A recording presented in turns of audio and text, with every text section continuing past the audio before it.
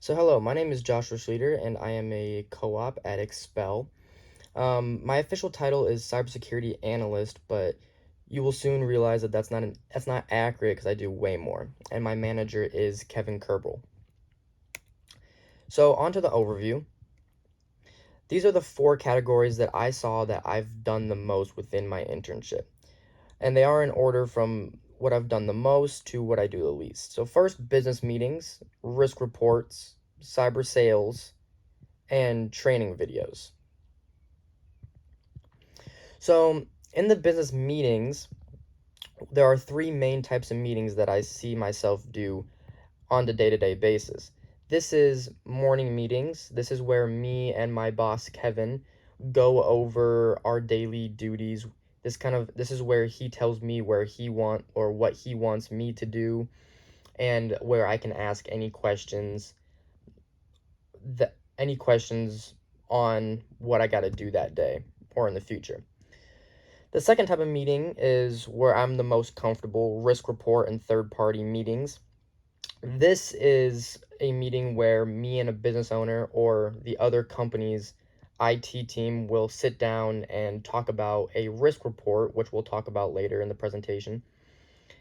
And we'll talk about what they can do to get better, or they ask us for help and some suggestions. The third is the newest to me, and that's sales. This is a meeting to discuss or a meeting with clients that want to purchase or use our services slash programs and tools. On to risk reports. So there are 5 steps when it comes to risk reports. First is risk identification. We do this by sending a assessment that they fill out, a questionnaire, and send it back. This would bring us to risk measurement. Once they send back the questionnaire, I analyze it and kind of place them within a 1 to 5 rating. 5 being they're super advanced, and 1 being they need extreme improvement. After this, I kind of write a report where it'll give suggestions on how to mitigate this, what they need improvement on, what they're doing really good at, and I'll send this back to the IT team or business owner, letting them know. Right about right about here between these two is where we would have the risk report meeting to discuss what I've done or what the report says, what they can do to help or fix. And then after that, I'll send them the emails, I'll send them the report, everything, and then from then on, it's just monitoring. Depending on how good or bad everything is, I'll request them to be re-reviewed next year, 6 months, or even up to 3 years in the future. So up until the next report, we'll just do monitoring. So we'll just keep track of what they're doing to fix the things, and overall just monitoring their network, seeing if everything is as it should. The next is sales. So this is my most unfamiliar category and very new to me. There's also 5 steps. The approach.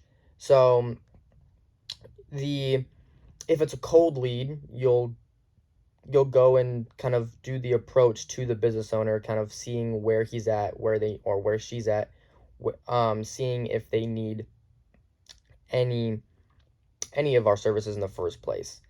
If they are interested, then is the presentation. Well, I'll get them onto a meeting, and I'll kind of go over what I think would suit them best based on their needs. Usually they have objections and questions and we have to handle that, say the right thing. What you really want to do is keep them saying yes. And then is closing. So if they decide to do any of our services or programs, we'll close them, and then on the third sales meeting, because usually they're split up into 2 or 3s, On the third one, we'll do all the paperwork, closing, and finalization.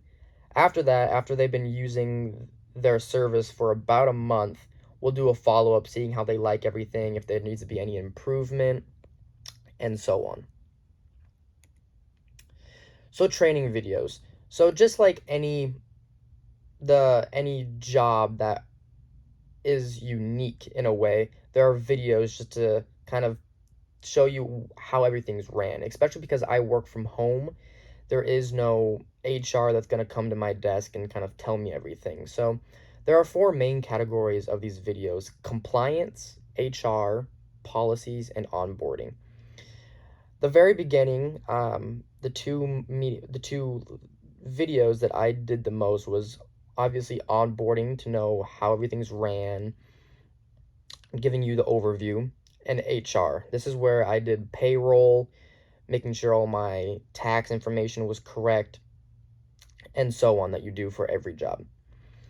Now, the two that I did every week, because they're ongoing and changing and there's always updates, would be policies and compliance. Policies are just like any other policies, sexual harassment, how to treat business owners, how do we do things at Expel.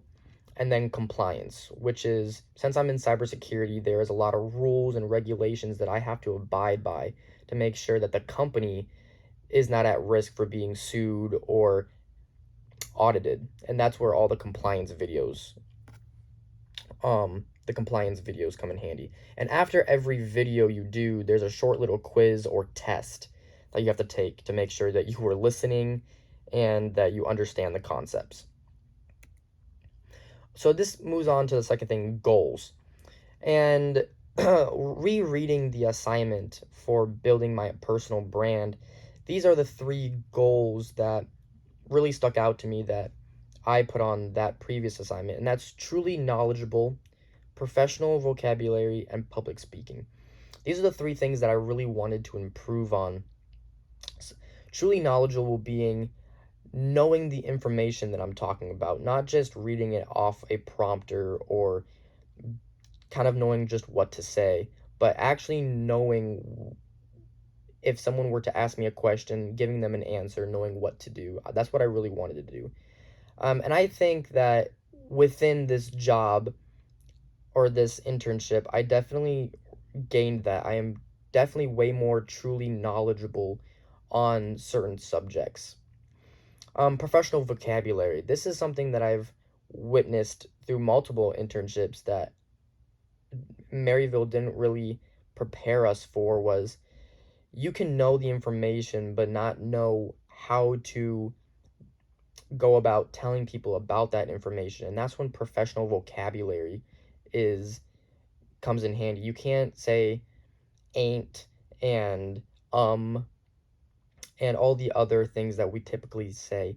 Professional vocabulary, knowing what things are called, all the acronyms, all these things are just another step to make you sound more professional. Public speaking. This is something that I'm sure you can witness right now that I am not comfortable doing. Speaking, I tend to stutter and mix up some words because I used to have a speech impediment. So this internship was an extreme test of public speaking because I talked to business owners and companies every day. And this is something that I definitely improved on. I don't stutter as much. I still skip some words and get nervous, but I've definitely seen an extreme improvement. So on to my experience. This slide, I'm kind of combining my internship experience and my projects, because I did think I was going to get a lot more projects assigned to me like I did at Emerson, but this job was definitely more of a daily task. It was more like, here's a list of tasks to do in a day, and complete them, move on to the next day. And so that was kind of my projects, other than my risk reports and sales. Those are ongoing, but they only lasted about a week to 2 weeks. Nothing more than a 2 week project, really. Work from home. This was one of the jobs that were truly work from home and solidified what I wanted to do in life. I wanted to I want to work from home. I like not having to get up, drive in traffic, go to work just to come back. It's definitely something that was new to me and I really enjoyed. Sales. This is something that was my family always said that I could sell ice to an Eskimo, but this talking to a business owner and selling something that is worth a lot of money. Yeah, in this internship. I was doing sales that were $50,000 because they had to buy licensings for a program for their entire company. So this is something. It wasn't just selling them a pen or going to a store and selling them something. This is something that could affect their entire company and their revenue at the end of the year. So it was definitely very new to me. And then talking to business owners. This is something that I have experience doing, but not in the extent that I was doing it at Expel. I was talking to business owners and their IT teams every day, and you could definitely see